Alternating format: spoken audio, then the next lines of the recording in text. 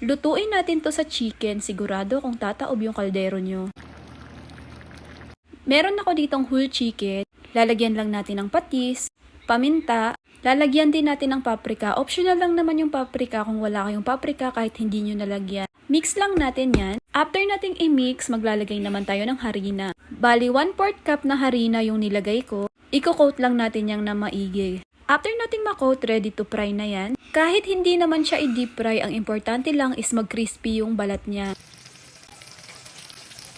Kapag na-crispy na yung kabilang side, babaliktarin lang natin yan. Pwedeng-pwede nga din itong pambaon at pwedeng-pwede nyo din lutuin sa handaan. At nung na-crispy na nga itong mga chicken natin, hinango ko lang. Tapos binawasan ko lang yung mantika sa kawali. Magigisa lang tayo ng bawang. After nating igisa yung bawang, maglalagay naman ako ng sibuyas. At nung okay na, ilalagay naman natin itong pinirito nating chicken. Maglalagay lang tayo ng oyster sauce. Maglalagay na din ako ng paminta. Pwedeng-pwede din kayong maglagay pa ng iba pang pampalasa. Naglagay na din ako ng suka.